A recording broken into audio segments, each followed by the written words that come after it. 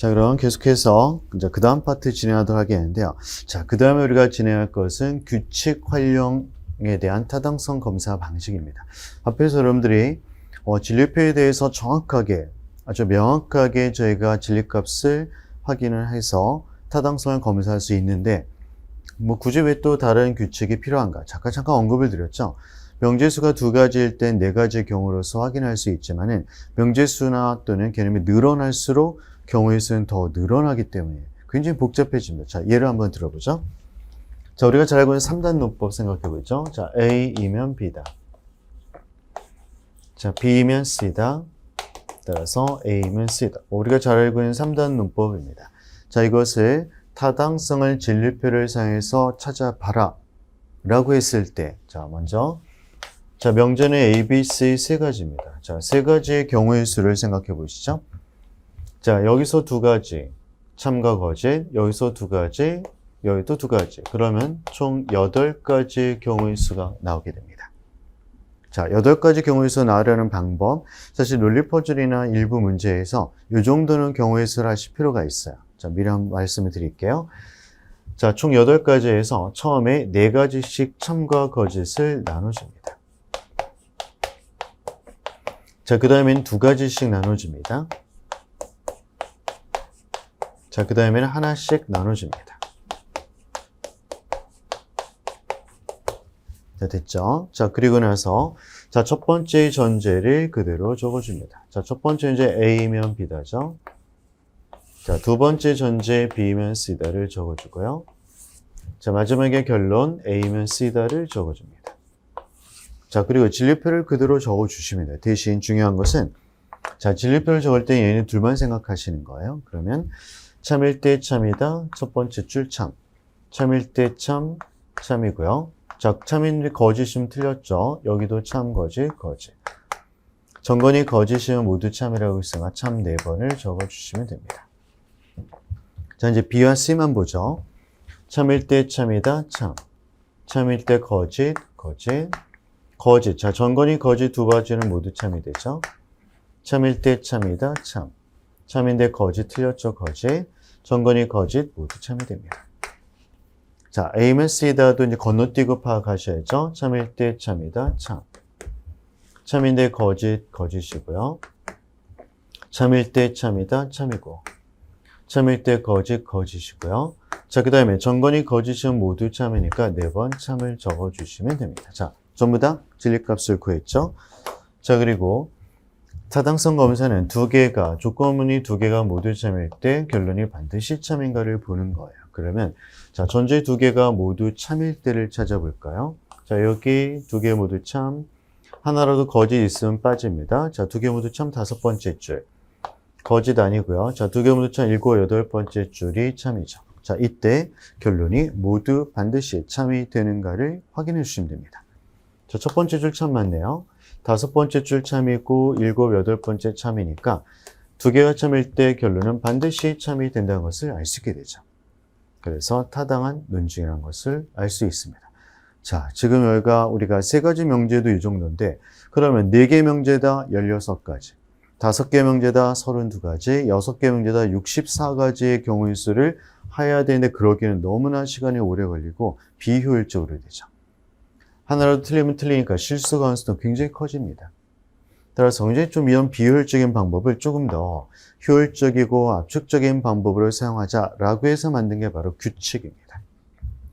자, 규칙은 예를 들어 이런 3단 논법과 같이 자, 진리값으로 한번 전부 다 파악을 해봤더니 이런 형식은 타당하더라라는 것을 9가지에서 10가지를 딱 확정을 해서 이제 그런 규칙과 똑같은 논증에 나온다. 그런 추론적인 형식에 나오면 무조건 타당하다라고 판단하겠다는 겁니다. 자, 이게 바로 추론 규칙인데요.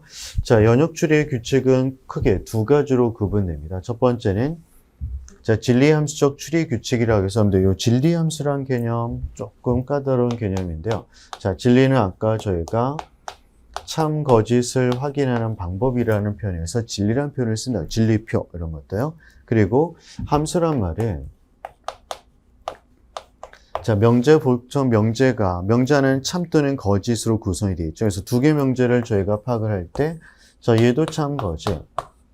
얘도 참 거짓이라서 이미 참 거짓이 어떤 것으로 확정되냐에 따라서 전체 값이 논리적인 구성이 달라진다고 했죠.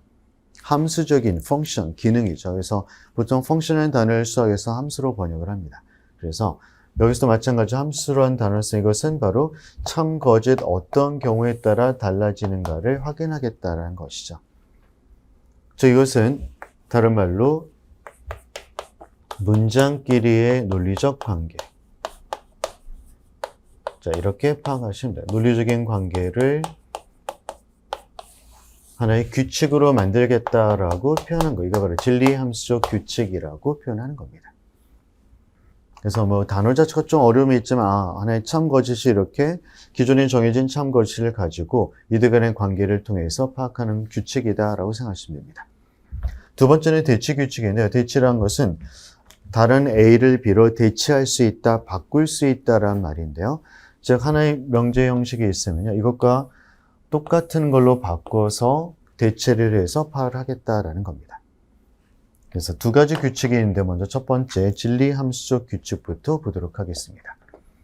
자, 진리함수의 규칙에 있어서 이제 첫 번째 가장 기본적인 유형이 바로 긍정론법이라고 하는 모두스 포네스로 갑니다. 전건 긍정식이 있습니다. 자, 전건 긍정식은요. B면 Q이다. 자, 조건문이 처음에 들어오고요. 그 다음에 P이다. 전건이 긍정됩니다. 따라서 Q는 반드시 참이 된다라는 원칙입니다. 이거 바로 긍정론법입니다. 자, 이 긍정론법을 이해하실 때 주의할 것은 바로 후건 긍정이 되는 오류적 판단이에요. 자, 오류적 판단에서는 요거 두 개의 위치가 바꾼 게 오류죠. 즉, P면 Q다인데 후건이 긍정돼요. 그럼 전건도 긍정되는가? 얘는 타당하지 못한 논증이 됩니다. 자, 첫 번째, 타당하다는 말은 전제가 참일 때 결론이 반드시 참인가를 확인하는 건데 이 경우는 반드시 참이 안 된다는 거예요. 자, 왜 그럴까라는 것을 생각할 때 여러분들이 진리표를 생각하시는 게 빠릅니다. 자, 왜냐하면 사례적인 이해 가지고는 뭐 그럴듯하다까지밖에 안 나오기 때문인데요. 자, 그럼 진리표를 한번 생각해 보죠. 자, 진리표, P와 Q의 진리표, 그 다음에 조건문을 생각해 보세요. 자, 조건문 진리표를 그리고, 자, 여기서, 자, 먼저, 첫 번째가 참입니다. 자, 요거, 긍정론법을 보죠. 자, P면 Q다가 참일 때는 세 가지죠. 첫 번째, 세 번째, 네 번째. 그 다음에 P가 참입니다. P가 참일 때는 첫 번째와 두 번째. 자, 두 개가 모두 성립하는 경우는 이 첫 번째 줄밖에 없죠. 따라서 이때 Q는 반드시 참이 됨을 확인할 수 있게 됩니다. 그래서 타당한 논증이 됩니다. 자, 그러면 타당하지 못할 때는 어떻게 되는가를 보죠. 자, P면 Q다가 참일 때 세 가지에서 Q가 참입니다. 자, Q는 첫 번째와 세 번째 줄인데요. 자, 두 가지가 모두 성립된 것은 첫 번째와 세 번째 줄 두 가지 모두가 성립이 되죠. 이때 P의 값은 참도 가능하고 거짓도 가능하다는 것을 알 수 있게 됩니다. 따라서 반드시 참이다가 도출이 안 된다는 거예요. 그래서 이것은 후건 긍정이 되는 오류다라는 판단을 하는 겁니다. 그렇죠? 전부 다 이제 진리표를 통해서 저희가 이게 왜 틀렸는가, 반드시 참이 안 된다를 확인해 볼 수 있다는 것이죠. 이게 바로 긍정론법이고요. 자, 두 번째, 이번엔 부정론법입니다. 자, 부정론법에서는 어떤 거를 부정할 때 나타나는 건데요. 자, P면 Q다. not P이다. 자, 후건이 부정이 됩니다. 그러면 전건도 부정이 되는 원칙이에요. 이게 바로 후건 부정, 후건 부정식 또는 부정론법이라고 표현합니다. 자, 옆에서 한번 확인해 볼까요? 자, 모두 성립되는 경우 세 가지에서 자, Q가 부정된 거짓으로 표현하면 됩니다. 후건이 거짓됐어요. 그 두 가지죠. 그럼 두 개가 모두 성립된 것은 네 번째 줄밖에 없죠. 이때 전건은 반드시 거짓됨을 확인할 수 있다는 겁니다. 그럼 얘네들이 위치가 바뀌었을 때는 오류가 되는데요. 즉 P면 Q다에서 not P가 전건이 먼저 긍정되고 후건이 부정된, 먼저 부정, 후건이 부정되면 타당하지 못한 논증이 됩니다. 자, 확인해 보죠. 자, 세 가지 상황에서 P가 거짓입니다. 자, 전건이 거짓인 건 세 번째와 네 번째 줄인데요. 이때는 두 개 모두가 성립되는 게 세 번째와 네 번째 줄이죠. 이때 Q는 참도 가능하고 거짓도 가능하죠. 따라서 반드시 거짓이다라는 것은 타당하지 못한 논증이 된다는 뜻입니다. 그래서 이런 논증의 오류를 저희가 전건이 부정된 오류다라고 표현을 하는 겁니다. 자, 두 가지 기본적인 원칙입니다. 논리적 원칙이에요. 사료로 이해하거나 하지 마시고 그냥 규칙을 보시고 파악하는 게 가장 빠른 방식입니다. 자, 세 번째, 조건 3단 논법이죠. 원래 일반적인 3단 논법을 저희가 이제 조건이란 말을 붙이는 바로 조건문으로 형성될 수가 있기 때문이죠. 그래서 P면 Q이다, Q면 R이다, 잘 아는 거죠. 자, 이런 Q면 R이다 따라서 자, 중간적인 매개 명제를 통해서 나머지를 연결시키는 게 3단 논법이죠. 근데 이 3단 논법의 구성을 가만히 보면요. 약간의 연쇄 추론의 구성이 있습니다. 즉, P면, Q면, R이다. 이런 연쇄가 들어오죠. 그래서 이들과는 이렇게 연결시켜서 추리하는 게 바로 3단 논법. 그리고 조건문이 사용돼서 이것을 조건 3단 논법이라고 표현합니다. 자, 한편 네 번째로 선언 논법은요. 어떤 때는 선언 3단 논법이라고 보이고 어떤 그냥 선언 논법이라고 하는데요. 자, 선언문이 처음에 등장을 합니다. 그리고 어느 하나가 부정되면 나머지가 반드시 참여이 된다는 원칙입니다. 자, 여기서 여러분들이 선언에 대한 개념 정의를 보시면 쉽게 파악이 되는데요. 자, 선언은 자, P 또는 Q라는 것은 저희가 둘 중 P와 Q 둘 중 적어도 하나는 참이다라는 말로 표현을 했었죠. 적어도 하나는 참이다. 자, 그래서 둘 중 적어도 하나는 참인데요. 하나가 거짓돼서 그럼 둘 중 적어도 하나가 참이 이제 동시에 참이 돼야 되니까 참이 되기 위해서는 Q는 반드시 참이 돼야겠죠. 그렇죠? 그래서 둘 중 하나가 거짓되면 나머지가 참이 된다. 그래서 이것을 선언 논법이라고 하는데요. 물론 여기서도 자, P가 거짓돼서 Q가 거짓돼도 똑같습니다. P 또는 Q에서 not Q다. 그러면은 P가 참이다. 이것도 마찬가지로 똑같이 성립되는 선언 논법에 해당됩니다. 자, 그 다음에 딜레마 논증이라고 하는데요. 이것을 이제 번역상 양도 논법이다라고 번역한 부분이 있습니다. 자, 이 딜레마 논증은요. 굉장히 복잡한 형태를 취하고 있어요. 하지만 이제 근본적으로는 긍정과 부정 논법을 그대로 활용하는 문제입니다. 즉, 자, P면 Q이다 조건문 하나. 그리고 R이면 S이다. 자, 이렇게 두 가지 조건문이 있어요. 원래 이 조건문을요, 이렇게도 표현해도 됩니다. 원칙적으로는 제가 편리상 이렇게 표현했는데요. 자, 이렇게 두 가지 조건문이 차례에 들어온다. 그리고 마찬가지로 P 또는 R이다. 따라서 Q 또는 S이다. 자, 이렇게 된 것을 저희가 좀 편의상 잘 알아보기 위해서 이 두 가지를 이렇게 연쇄적으로 적은 겁니다. 그리고 P 또는 R이다. 따라서 Q 또는 S이다.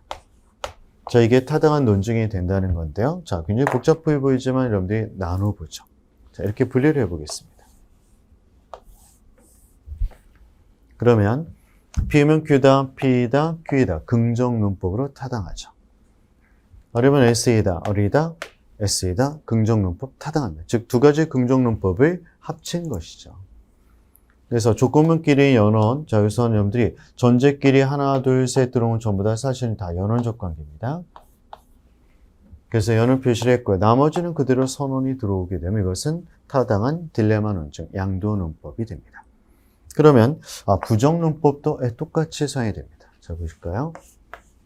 자, P면 Q다에서 부정 논법 사용하면 not Q이다. 따라서 not P이다. 또, 자, R이면 S이다에서 not S이다. 따라서 not R이다. 자, 부정논법인데요. 자, 이것도 딜레마로 저희가 만들게 되면 똑같이, 자, 괄호를 치시고 조건문끼리 연원, 나머지는 선언을 맞춰주시면 됩니다. 자, 그러면 두 가지 부정논법이 결합된 형태라는 것을 알 수 있게 되죠. 이게 바로 딜레마 논증이라고 얘기를 합니다. 사실 이 딜레마 논증은 여러분들이 법적인 부분에서 굉장히 많이 활용이 됐던 내용이랍니다. 과거에. 거기서부터 논법이 활성화되고 정착화된 논법이라는데요.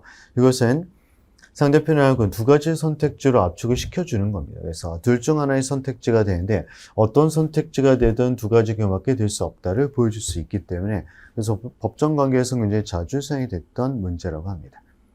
저희 딜레마 문제는 예비 시험에서 한번 출제가 됐고요. 또 간접적으로 형식 추리에서 한번 출제가 된 바 있습니다.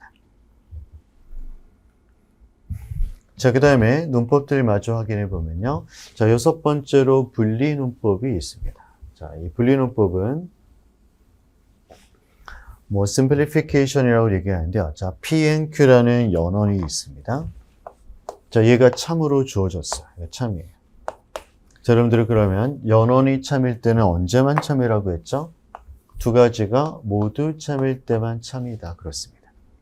하나도 거짓된 B가 참이 될 수가 없죠? 자, 여기서부터 P가 참이다. 그렇습니다. 두 개 모두가 참이 돼야 되니까 P가 참, 또 Q도 참이다로 이렇게 분리할 수 있다. 단순화시킬 수 있다라는 것이죠. 그것을 분리 논법이라고 표현합니다. 한편 연원 논법은 아까 제가 미리 말씀드렸네요. P다, Q다. 자, 이것은 전제가 두 개가 참으로 주어졌다는 것은 두 개가 연원적 관계를 갖는다는 것을 의미하게 됩니다. 그래서 P&Q다라고 묶는 것, 이것을 연원 논법이라고 표현합니다. 자, 한편 논리적인 관점에서 이제 부가논법도 간접적으로 문제에 많이 활용이 되는데요. 자, 부가논법은 P다라고 주어진 이게 참이에요.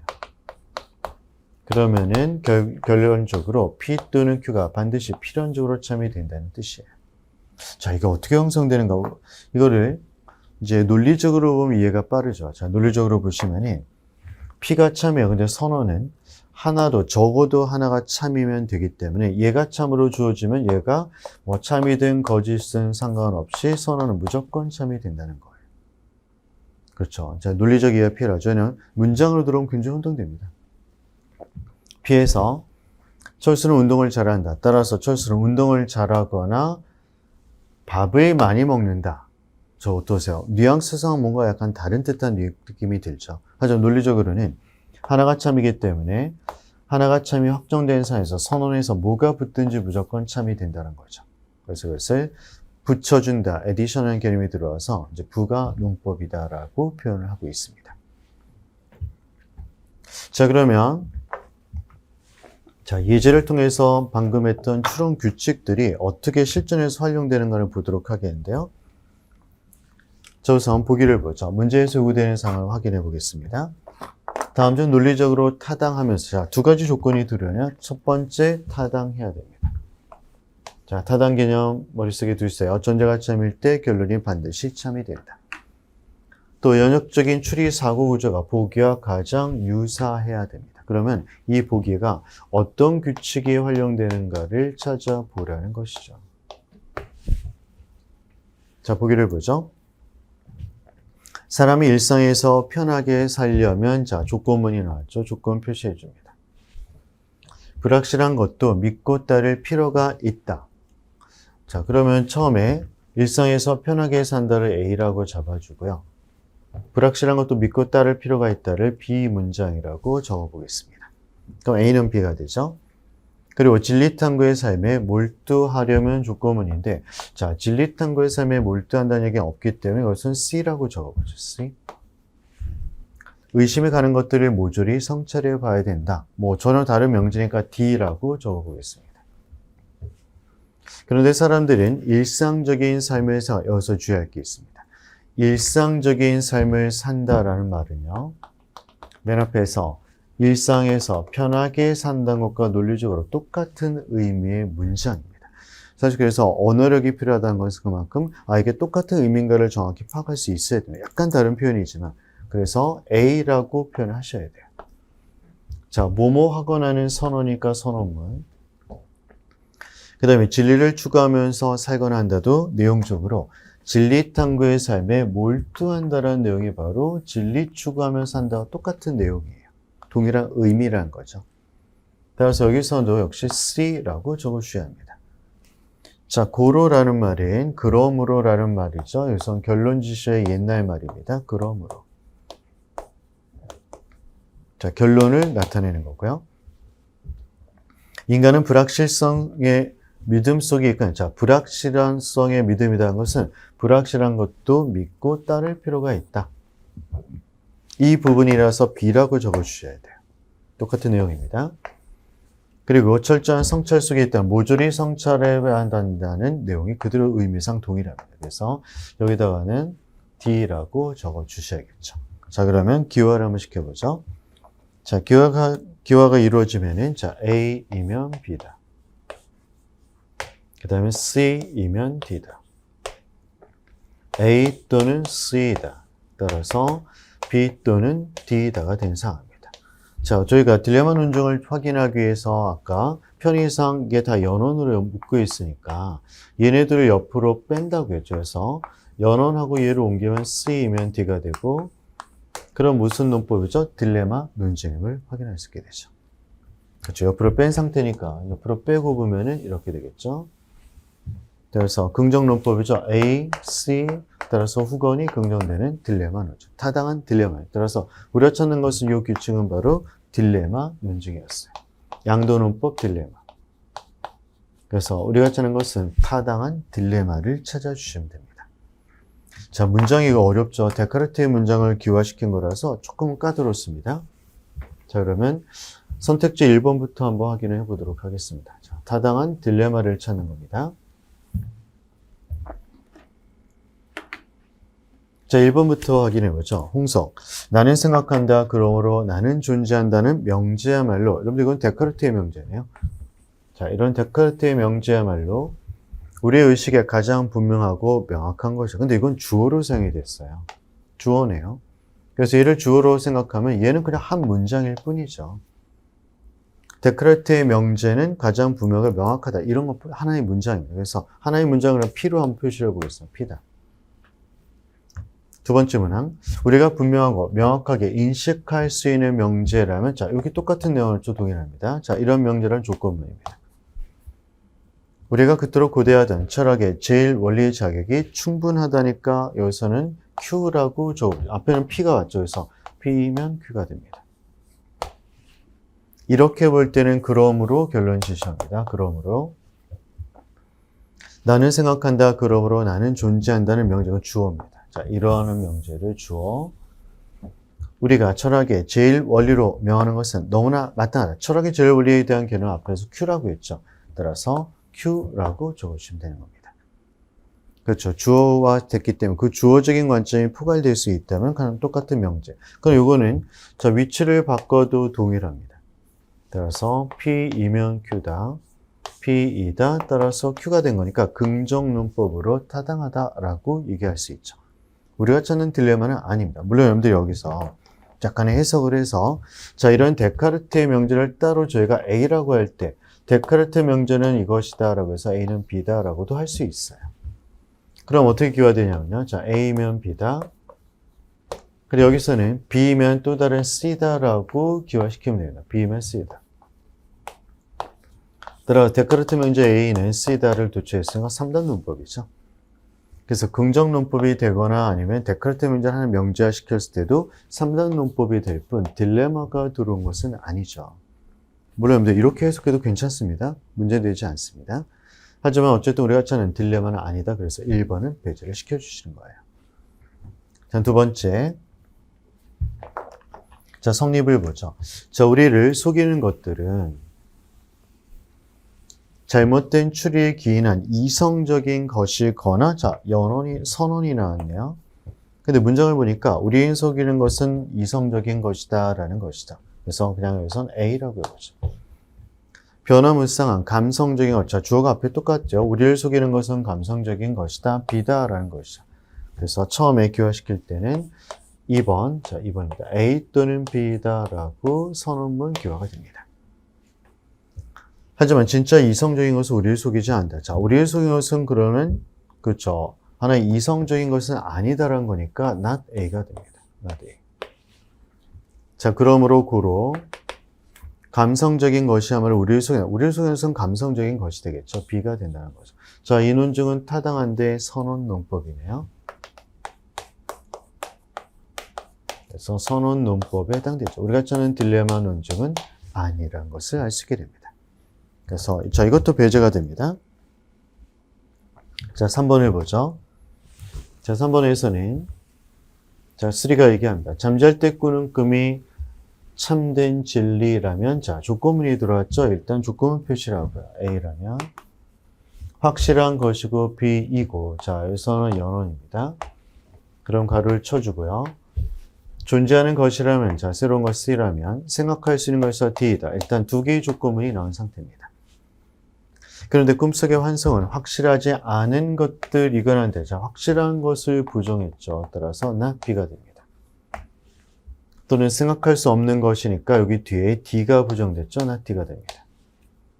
따라서 자, 꿈은 참된 것이 참된 진리인데 아니거나가 not A이거나 존재하지 않다 존재가 C로 잡았죠. not C가 됩니다. 자, 그러면 자, 요 기화를 시키면 A이면 B다. 그리고 C이면 D다. not B 또는 not D이다. 따라서 not A 또는 not C이다. 뭐가 되죠? 부정론법이 됨을 알 수 있게 되죠. 그렇죠. 나눠보면 자, 확실한 부정론법으로 타당한 딜레마임을 찾을 수 있게 됩니다. 따라서 우리가 찾고 있는 타당하면서 딜레마는 바로 3번이 답임을 찾을 수 있게 되죠. 자, 4번, 5번도 딜레마의 틀인데 뭔가 좀 틀린 딜레마들입니다. 자, 4번을 기화시켜보죠. 그것이 정신적인 것이라면, 자, P라면 해보죠. 장소를 점유하지 않는다. 자, 부정을 했죠. not Q이다. 반면에 그것이 물질적인 것이라면, 자, 물질적인 건 어리로 해보죠. 어리라면, 장소를 점유한다. 긍정이 됐죠. Q가 됩니다. 자, 그럼 이 상태에서는 P면은 not Q이다. 그리고 어리면은 Q이다. 이렇게 들어온 겁니다. 여기서 그런데 모든 것은 장소를 점유하지 않는 것이거나 not Q이거나 장소를 점유한다 Q이다. 따라서 그것은 정신적인 것 P라고 했죠. P이거나 물질인 것 어리라고 했죠. 어리죠. P 또는 어리다. 자, 위쪽 틀을 보니까 지금 어떻게 되죠? 이거 하나만 보시면 되죠. 후건이 긍정이 됐네요. 여기도 후건이 그대로 긍정됐죠. 따라서 이 논증은 후건 긍정이 된 오류가 돼. 긍정 정건이 먼저 긍정되었나 했습니다. 결과적으로 얘네들은 이거 둘을 바꿔야 돼요. 전체 문장을. 그래야지 타당하게 되죠. 이 상태에서는 타당하지 못한 논증에 해당됩니다. 그래서 4번은 맞지 않은, 딜레마는 맞지만 타당하지 않은 논증이었고요. 자, 5번도 뭔가 좀 타당하지 못한 측면에서 이 딜레마를 보여줍니다. 자, 5번을 보죠. 내가 생각하고 있는 동안이라면 나는 반드시 어떤 무엇이어야 한다. A라면 B다. 그리고 나를 나대게 하는 것이라면 C라면 신체보다 더 인식되기 쉬운 어떤 것이어야 한다. D이다. 그런데 나는 어떤 때에 생각하지 않고 있기도 하거니와, 자, 선언인데요. 생각하지 않다는 것은 앞에 생각하는 것을 부정한 거라서 not A가 됩니다. 혹은 나를 나대게 하는 본질 때는 없을 수도 있다니까, 자, 앞에서 나를 나대게 하는 것을 부정하고 있죠. not,습니다. 자, 그러므로 나는 어떤 무엇일 필요가 없거니 어떤 무엇이어야 된다는 B를 부정했죠. not B이거나 또는 어떤 신체보다 더 인식하기 쉬운 어떤 것일 필요도 없다니까 인식하기 쉬운 것을 부정하죠. not D가 됩니다. 자, 이것을 옆에다 한번 적어보면요. 자, A이면 B이다. 자, 딜레마 형식으로 만들어보죠. C이면 D. 자, 두 개의 조건문은 맞죠. 그런데 그 다음에 not, 저기서는 자, not A 또는 not C가 들어옵니다. 따라서 not B 또는 not D가 들어왔죠. 자, 이것에서 저희가 부정론법이 제대로 되려면 얘네들을 바꿔야겠죠. 그렇습니다. 후건이 먼저 부정돼 전건이 부정되는데 이렇게 된 것은 저희가 전건 부정의 오류라고 있습니다. 형식적 오류라고 합니다. 따라서 5번도 타당하지 못한 논증에 해당됨을 확인할 수 있게 됩니다.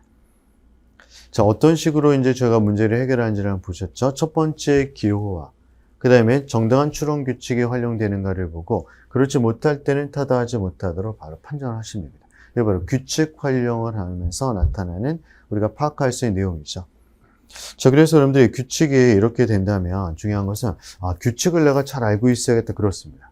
근데 규칙을 무조건 외우시면 안 되고 언어적인 적용을 해야 되니까 문제마다 다양한 문제의 경험을 하시면서 자, 어떤 문제에서는 긍정론법과 산단론법 이 문제에서는 지금 선언론법과 그 다음에 하나의 딜레마 논증 이런 것을 하나씩 하나씩 규칙을 연습하시면서 배워나가시면서 자연스럽게 습득하는 것이 가장 좋습니다.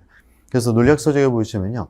이렇게 원리를 하나 주어주고 문제 예제를 풀어주고 뒤에 연습 문제는 뭐 엄청나게 많이 몇십 개, 몇백 개씩 싣고 연습하게끔 만듭니다.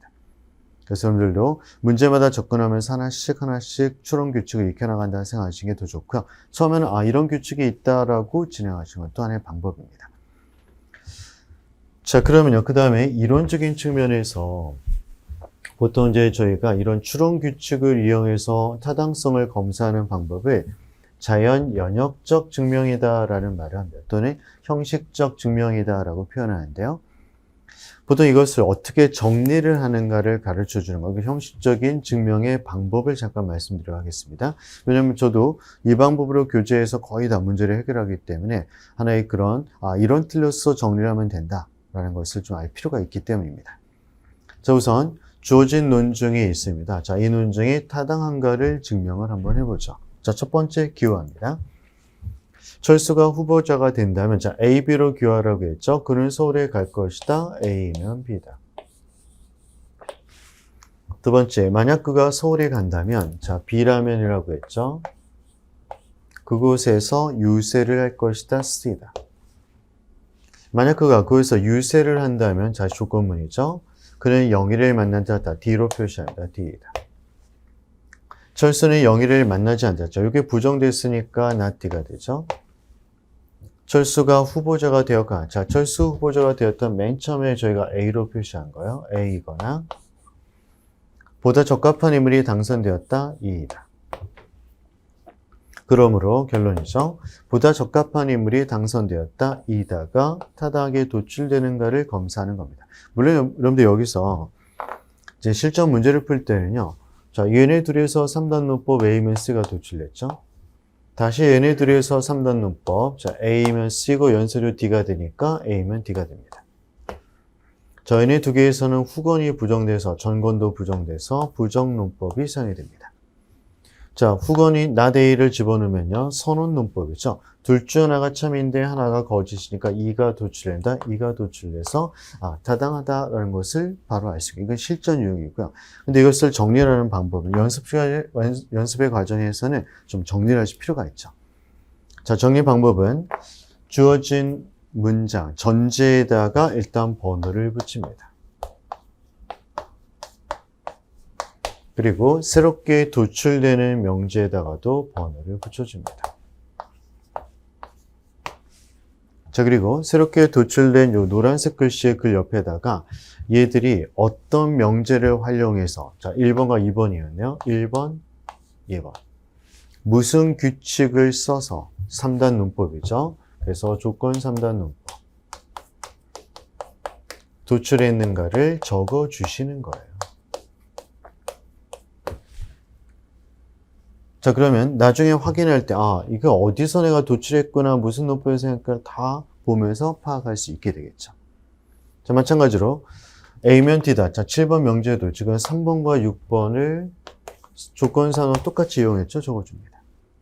자, 한편 이 8번은 4번과 7번을 후건을 부정했죠. 부정논법을 사용한 거죠. 부정논법 적어줍니다. 자, 그리고 5번과 8번에서 2가 도출됐죠. 그래서 5번과 8번. 자, 논법은 선언 논법이라고 했죠. 선언 논법을 적어주시면 됩니다. 자, 이렇게 적어서 정리하는 것을 저희가 자연 연역적 증명, 즉, 형식적 증명이 되게 다른 게 아니라 추론 규칙을 활용해서 증명하는 방법이라는 뜻입니다. 추론 규칙 활용.